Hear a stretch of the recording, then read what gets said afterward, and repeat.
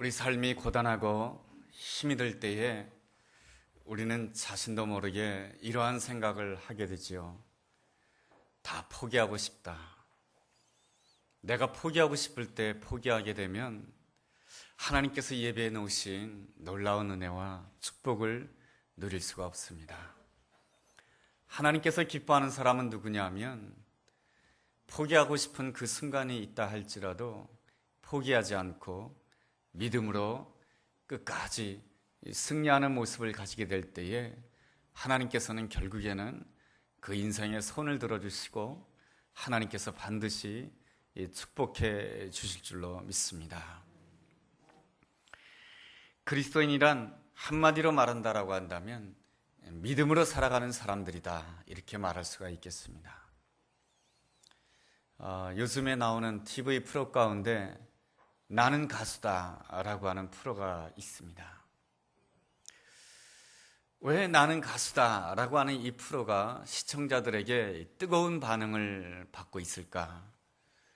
요즘에 많은 가수들은 말이죠, 소위 말해서 비주얼 가수, 또 보여주는 가수라고 해가지고 요즘에는 가수들도 그 외모가 탤런트 못지않게 뛰어난 외모를 가졌고요.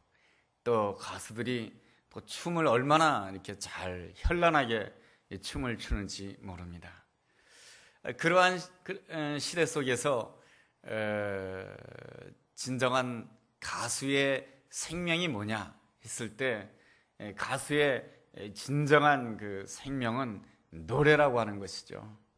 가수의 생명은 춤도 아니고 또 외모도 아니고 노래라고 하는 것이죠. 그래서 나는 가수다라고 하는 이 프로를 보면은 이 가수들이 춤을 추지 않습니다. 무엇에만 집중하냐 하면은 이 노래에만 최선을 다하죠. 그래서 가수는 자고로 노래를 잘 불러야 된다라고 하는 이러한 점을 부각시키고 있고요. 또 사람들은 그러한 모습에 대해서 또한 열광하고 또 박수를 쳐주고 있습니다. 오늘날 대한민국의 그리스도인이 약 20% 이상이 된다라고 합니다. 많은 사람들이 교회에 출석하고 있는데요.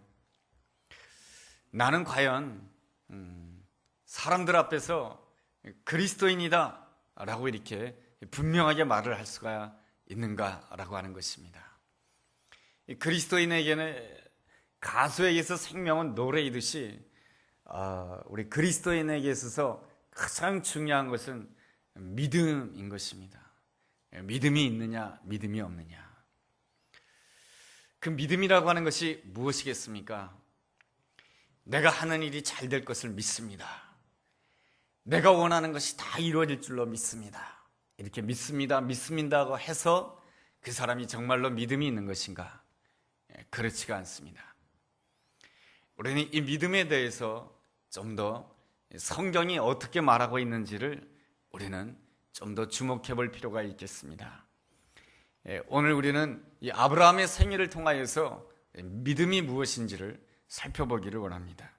첫째로 믿음이라고 하는 것은 하나님께서 우리에게 찾아오심으로 시작되는 것입니다.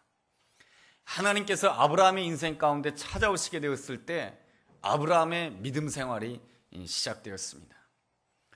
하나님께서 아브라함을 찾아오실 때에 아브라함의 시대는 어떠한 시대였을까? 우리는 그 아브라함의 시대를 알기 위해서 창세기 11장 말씀을 주의 깊게 살펴볼 필요가 있습니다. 창세기 11장을 읽어보게 되면은 바벨탑 사건이 나오게 됩니다. 이 바벨탑 사건이 우리에게 보여주는 그러한 의미는 무엇이겠습니까? 이 바벨탑 사건이라고 하는 것은 하나님 없이 내가 열심히 노력해서 내가 성공하는 것입니다. 그리고 보란듯이 사는 것이죠. 성공한다고 하는 거, 보란듯이 잘 산다라고 하는 거, 그것이 문제가 되겠습니까? 그렇지만은 문제는 무엇이냐면은 성공해서 무엇을 원하느냐라고 하는 것입니다. 많은 사람들은 성공한 위치에 오르게 되었을 때 자신도 모르게 옆에 있는 사람을 내가 원하는 대로 통제하려고 합니다. 그래서 더 많은 사람들을 내 뜻대로 통제하고 싶어서 사람들은 더 많은 물질을 소유하기를 원하고 더 많은 권력을 소유하기를 원합니다. 세상에서 더 높은 지위에 오르게 되면은 그만큼 쉽게 내 옆에 있는 사람을 내 뜻대로 통제할 수 있기 때문에 그런 것입니다. 성공해서 내 뜻대로 통제하겠다라고 하는 그 마음을 가지는 것은 바로 인간의 교만이며 인간의 죄악이며 인간의 바벨탑 사건인 것입니다. 세상 사람들만 그렇게 사는 것이 아니고 예수 믿는 사람들 가운데서도 그러한 모습을 보여주고 있습니다.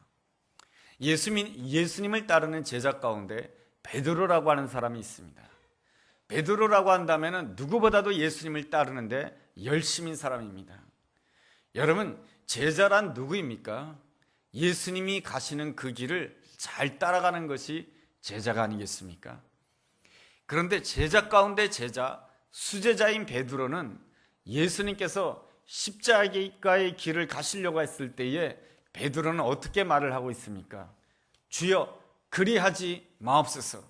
주님, 십자가의 길을 가시면 안 됩니다 라고 하고 예수님이 가시는 길을 막았습니다. 베드로는 누구보다도 예수님을 위해서 열심히 수고하는 사람이었습니다. 베드로는 누구보다도 예수님을 위해서 헌신하는 사람이었습니다. 그런데 내가 수고했다고 해서, 내가 헌신했다라고 해서, 수고하고 헌신하는 것은 아름다운 것이지만은 수고했다고 해서, 헌신했다고 해서 베드로는 지금 누가 가는 길을 통제하고 있냐면 예수님이 가시는 그 길을 통제하고 있는 것입니다. 내 뜻대로 말이죠. 그랬을 때에 예수님께서 베드로를 향해서 이렇게 꾸짖습니다. 사단아, 내 뒤로 물러가라. 열심히 수고한다고 하는 거, 헌신한다라고 하는 것은 아름답지만은 무엇을 위해서 하느냐 이것입니다. 진실로 하나님을 섬기기 위해서 하는 것이냐라고 하는 것입니다. 그렇지 않고 내 뜻대로 내 옆에 있는 사람을 통제하려고 한다라고 한다면 그것은 하나님께서 원하지 않는 것입니다. 내 뜻대로 내 옆에 있는 사람을 통제하려고 하는 그 순간 나는 어떠한 사람이 되냐면은 듣지 못하는 사람이 됩니다. 듣지 못하는 사람이 되게 되면은 자연스럽게 나는 내 옆에 있는 사람과 이 분리가 되는 그러한 사람이 되는 것입니다. 이러한 모습은 가정에서도 잘 나타납니다. 제가 남편이 되었습니다. 아버지가 되었습니다. 한 집안을 위해서 이 가장으로서 열심히 노력하였습니다. 수고하였습니다. 가족이 편안하게 살도록 하기 위해서 내가 직장에 나가서 땀 흘리면서 일했습니다. 그리고 꼬박꼬박 월급을 갖다 주었습니다. 그렇게 열심히 산다라고 하는 것은 아름다운 일인 것입니다.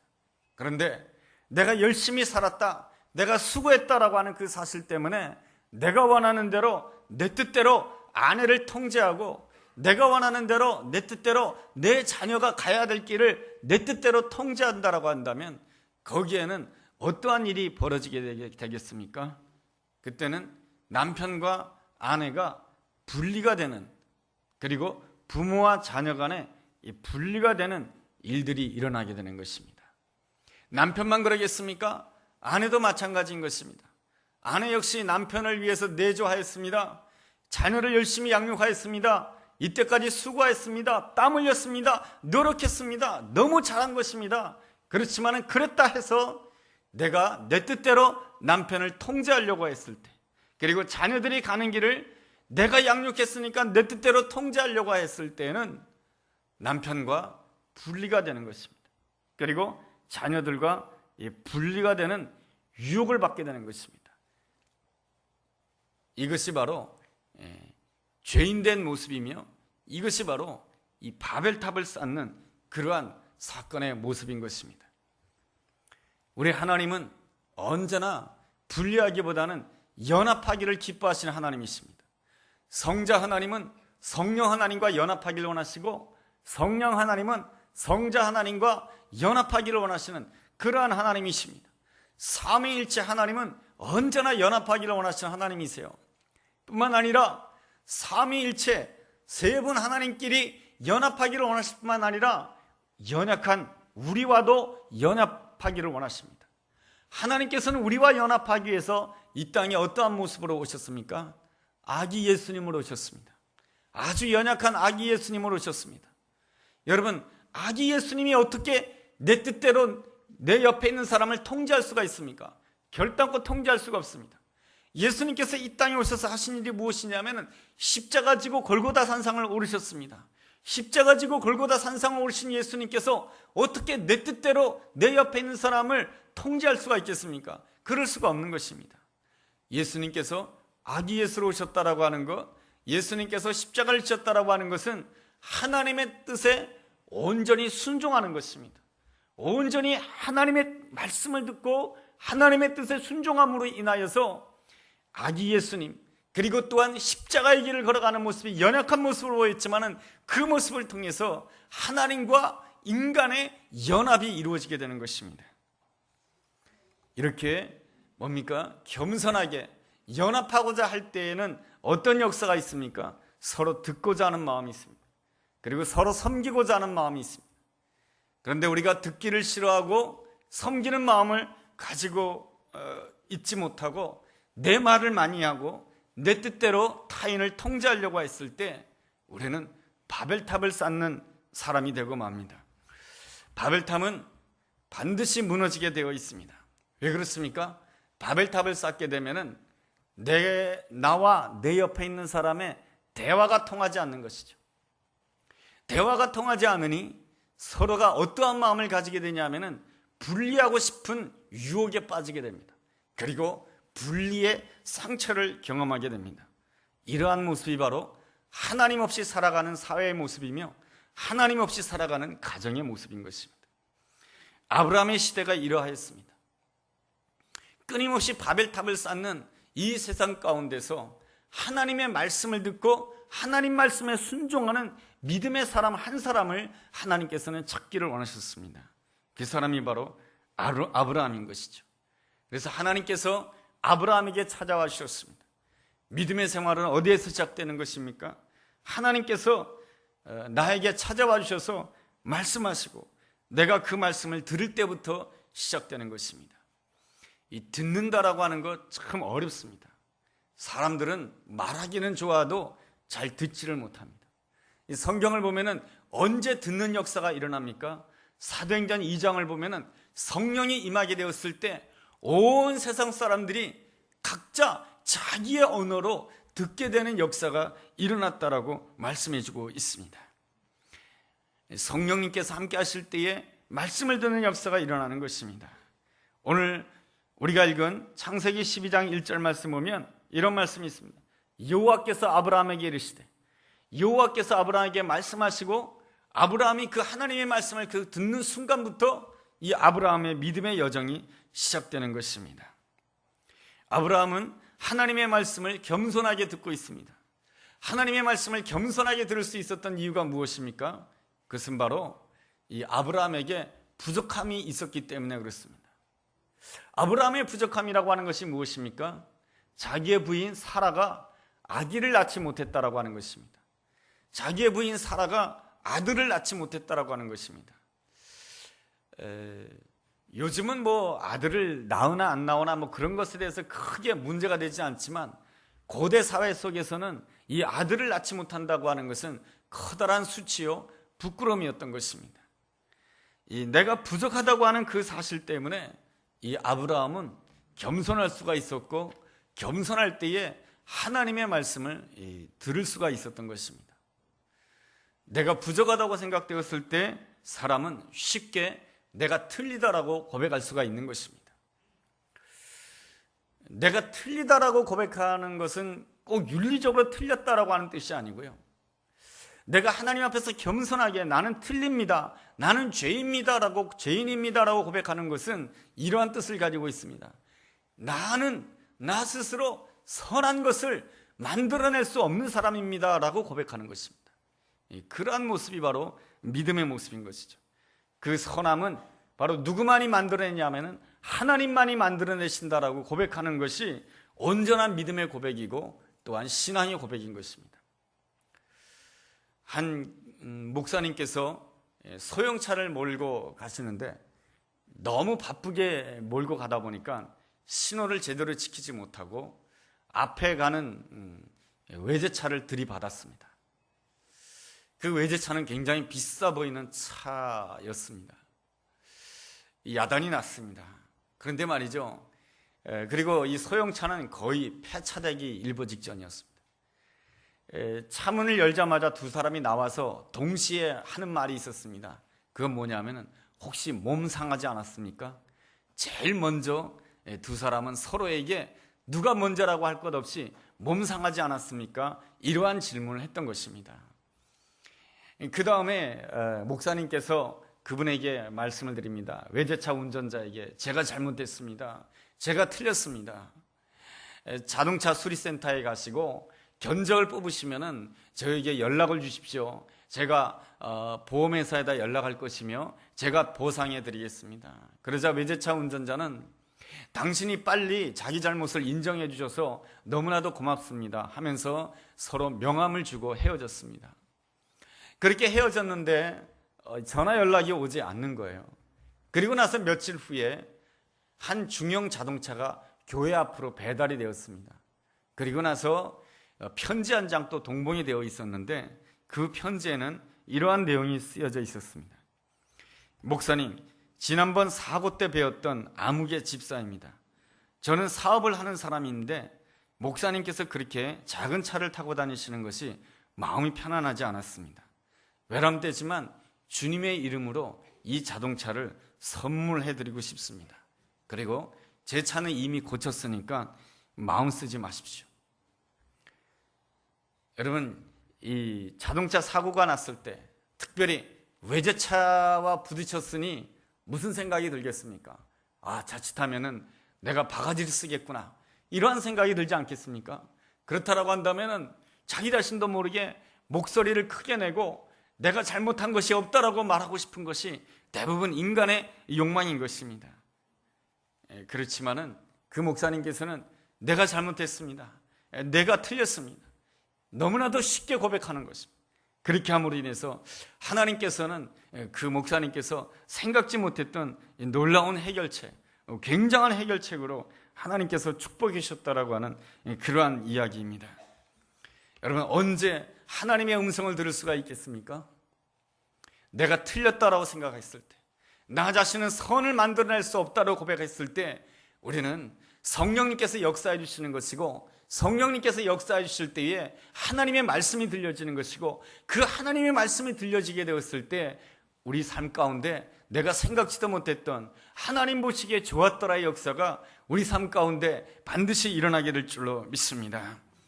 여러분, 아름다운 역사는 어디에서부터 시작되는 것입니까? 물과 성령으로 시작되는 것입니다. 요한복음 3장 5절 말씀 보면 이러한 말씀이 있습니다. 물과 성령으로 나지 아니하면 하나님 나라에 들어갈 수 없느니라.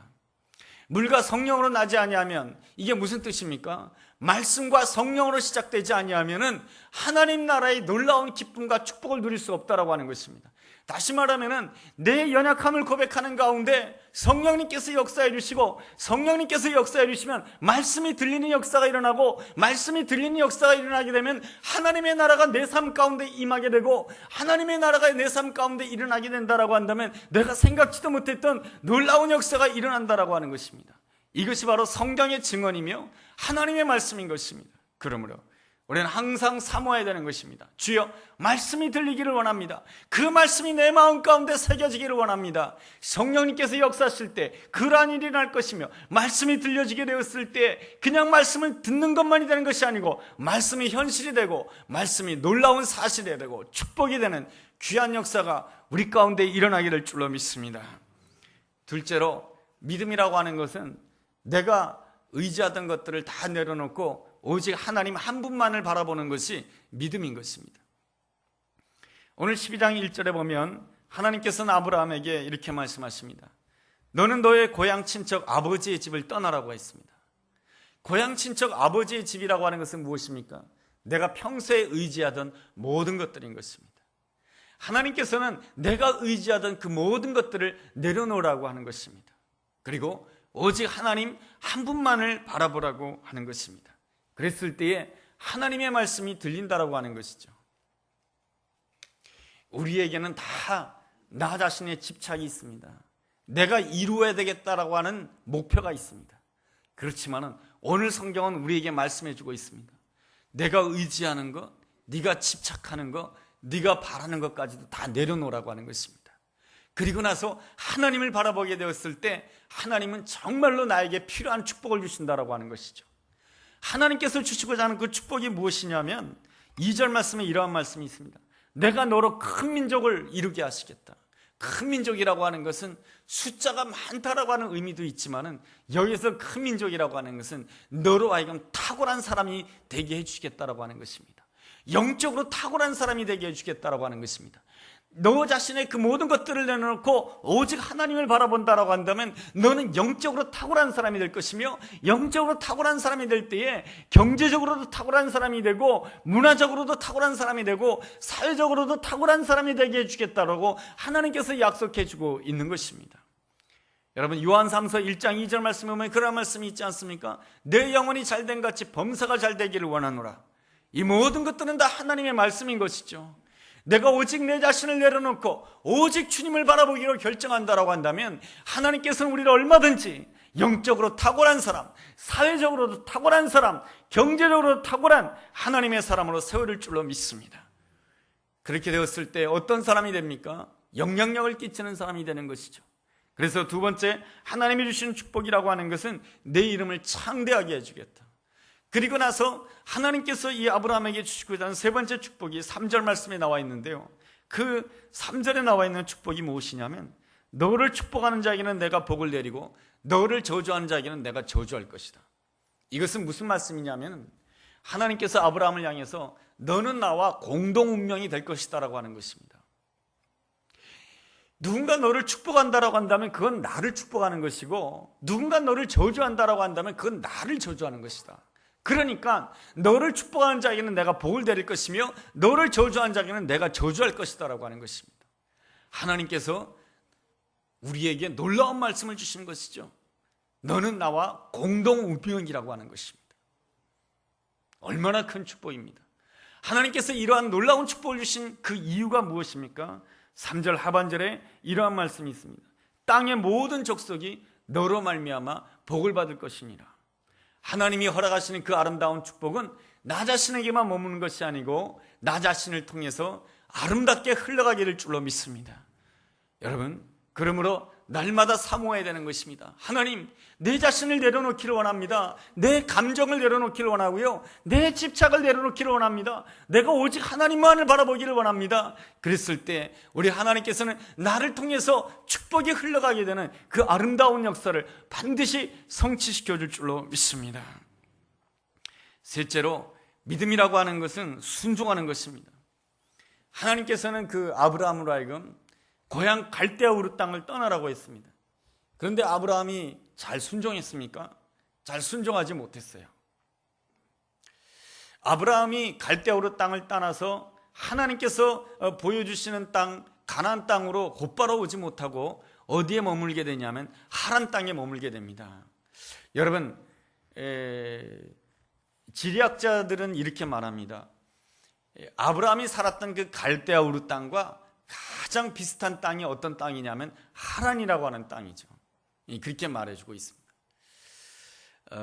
제가 이제 예전에 중국 여행을 갔을 때 이 중국의 산들은 보면 우리나라 산들과는 사뭇 많이 다르더라고요.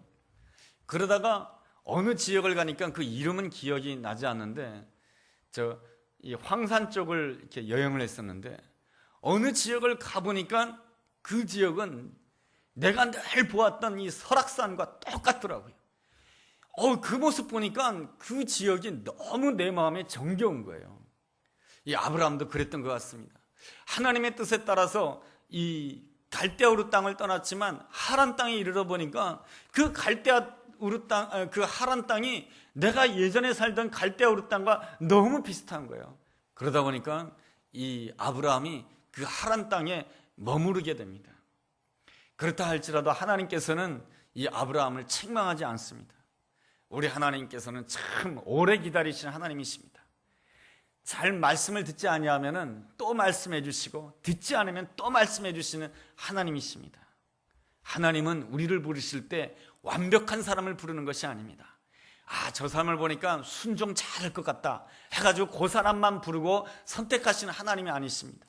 하나님께서는 부르실 때 부족한 사람을 부르시고 연약한 자를 부르셔가지고 부족한 사람 그대로 하나님께서는 그 부족한 부분을 채워주시고 원하시고 그 연약한 부분을 하나님께서는 고쳐서 온전한 순종의 사람으로 만드시는 분이 우리가 섬기는 놀라우신 하나님이신 줄로 믿습니다. 그러므로 우리가 하나님을 바라볼 때마다 언제나 가질 수 있는 것은 소망인 것입니다. 결국에는 하나님께서 나를 아름답게 만들어주실 것이기 때문에 그렇습니다. 그렇지만 말이죠, 이 아브라함이 갈대아우르 땅에서 이 가나안 땅에 오지 못하고 하란 땅에 머물므로 인해서 이 아브라함이 어려움을 당하게 됩니다. 어떤 어려움을 당했는지 성경에는 정확하게 기록되어 있지 않지만 하란이라고 하는 이름 자체가 이러한 뜻을 가지고 있습니다. 메마르다. 이 하란 땅은 메마른 땅이었던 것입니다. 하나님의 말씀에 100% 순종하지 못하고 적당히 절반만 순종하게 되면 우리의 삶은 계속해서 메마를 수밖에 없습니다. 100% 순종하게 되었을 때 하나님께서 예비해 놓으신 풍족한 땅, 열매를 맺는 땅, 젖과 꿀이 흐르는 땅에 들어가게 될 줄로 믿습니다. 마지막으로 믿음의 생활이라고 하는 것은 날마다 하나님을 선택하는 것입니다. 아브라함이 부족했고 못났지만 아브라함은 마침내 가나안 땅에 들어가게 됩니다. 여러분, 창세기 12장 5절 하반절을 보면 이러한 말씀이 기록되어 있죠. 마침내 가나안 땅에 들어가니라. 이 아브라함이 온전히 순종하지 못했지만 마침내 순종해서 가나안 땅에 들어가게 됩니다. 하나님께서 이렇게 인도해 주십니다. 하나님께서 인도해 주셨을 때에 이 아브라함이 어디를 가게 되냐면 6절 말씀에 보면 이런 말씀이 있어요. 아브라함이 그 땅을 지나 세겜 땅 모래 상수리 나무에 이르니, 이 세겜 땅에 이르게 되었다라고 말씀해 주고 있습니다. 이 세겜이라고 하는 뜻은 어깨라고 하는 뜻을 가지고 있습니다. 여러분, 어깨는 무엇을 뜻합니까? 힘을 뜻합니다. 어깨는 권능을 뜻하는 것이에요. 그리고 모래라고 하는 뜻은 교훈을 뜻하는 것이고 지혜를 뜻하고 있습니다. 그러므로 이 아브라함이 하나님의 뜻에 따라서 하나님이 예비해 놓으신 그 가나안 땅에 마침내 이르게 되었을 때 하나님께서는 그에게 무엇을 주셨냐면 권능을 주시고 지혜를 주셨던 것입니다. 나 자신을 내려놓고 온전히 하나님의 뜻에 따라 100% 순종하게 되었을 때 하나님께서는 그 사람에게 얼마든지 권능과 지혜를 허락해 줄 줄로 믿습니다. 그래서 하나님이 예비해 놓으신 그 땅을 온전히 누리도록 하기 위한 것이죠. 그 땅을 누리도록 하기 위해서 아브라함이 또 했던 일들이 있습니다. 믿음으로 무엇을 했냐면 제단을 쌓았던 것입니다. 여러분, 7절 하반절에 보면은 그가 그곳에서 제단을 쌓았다라고 말씀해 주고 있습니다. 여러분, 제단을 쌓았다라고 하는 말에는 이러한 의미를 포함하고 있습니다. 씻는다. 우리가 예수 그리스도의 보혈로 말미암아 죄 씻음 받았습니다. 그렇지만 우리는 이 죄악된 세상 가운데 살고 있기 때문에 날마다 예수 그리스도 안에서 우리 자신을 씻어야 되는 것입니다. 우리의 죄와 허물을 날마다 예수 그리스도 안에서 씻어야 되는 것입니다. 그러므로 제단을 쌓는다라고 하는 것은 무엇입니까? 항상 하나님 앞에서, 말씀 앞에서 나를 돌아보는 것입니다. 그러면서 나의 더러움을 씻는 것이 바로 무엇입니까? 제단을 쌓는 것이에요. 그렇게 제단을 쌓게 되었을 때 어떤 역사가 나타나냐면은 이 아브라함이 가나안 땅에 도착하게 되니까 두 가지 이름이 적힌 그 사이에 놓이게 되는데 8절 말씀 보면 이런 말씀이 있어요. 거기서 베델 동쪽 산으로 옮겨 장막을 치니 서쪽은 베델이요 동쪽은 아이라. 바로 이 서쪽에는 베델이 있고, 베델이란 무슨 뜻입니까? 하나님의 집이라는 뜻이고 하나님의 은혜가 있는 곳이라고 하는 뜻이고, 아이라고 하는 뜻은 멸망이라고 하는 뜻인 것입니다. 이 아브라함이 가나안 땅에 마침내 들어가게 되었지만은 그의 양쪽에는 두 가지가 있었던 것입니다. 무엇이 있었습니까? 베델이 있었고 아이가 있었던 것입니다. 그러므로 아브라함은 가나안 땅에서 어떻게 해야 되냐면은 날마다 제단을 쌓아야 되는 것이에요. 제단을 쌓는다라고 하는 것은 무엇입니까? 항상 주님 안에서 나를 씻어야 된다라고 하는 것이에요. 말씀을 통해서 나를 씻고 나서 무엇을 선택해야 되냐면은 베델을 선택하는 것입니다. 하나님의 집을 선택하는 것입니다. 하나님의 은혜를 선택하는 것입니다. 그럴 때에 하나님께서 예배해 놓으신 풍성한 은혜가 우리 가운데 반드시 함께할 줄로 믿습니다. 오늘 우리 삶 가운데 포기하고 싶은 유혹이 종종 올 때가 있습니다. 그렇다 할지라도 하나님께서 기뻐하는 사람은 포기하지 않고 온전히 하나님을 믿음으로 끝까지 순종하는 자를 우리 하나님께서 축복해 주신 줄로 믿습니다. 그러한 믿음의 길을 가기 위해서 중요한 것이 무엇입니까? 하나님이 나를 찾아와 주시는 것입니다. 하나님이 나를 찾아와 주신다라고 하는 것은 무엇입니까? 말씀이 들린다라고 하는 것입니다. 말씀이 들리는 자는 어떠한 사람입니까? 바로 내 경험을 내려놓고, 내 고집을 내려놓고, 내 감정을 내려놓고 오직 내가 하나님만 바라보겠습니다, 그렇게 고백하는 것입니다. 그리고 또한 하나님께서 허락하시는 그곳까지 온전히 순종함으로 인해서 매 순간순간마다 내 자신을 씻으면서 베델을 선택하는 것입니다. 힘들고 어려운 일이 있을 때마다 베델을 선택하는 것이죠. 하나님의 은혜를 선택하는 것입니다. 그랬을 때 내 생각을 뛰어넘는 하나님의 은혜가 우리 가운데 함께할 줄로 믿습니다. 믿음으로 날마다 승리함으로 인해서 내 생각을 뛰어넘는 그 하나님의 은혜가 베델로부터, 아버지의 집으로부터, 하나님의 집으로부터 임하게 되는 귀한 역사가 우리 가운데 있게 되기를 주의 이름으로 축복합니다. 기도하겠습니다. 하나님, 아브라함이 믿음으로 시작함으로 인하여 복된 생애가 되었듯이 우리도 믿음으로 새롭게 시작하는 저희들 되게 하여 주옵소서. 그동안 내가 의지하던 모든 것들을 다 내려놓고 오직 주님 한 분만 바라보며 말씀에 순종하는 저희들 되게 하여 주옵소서.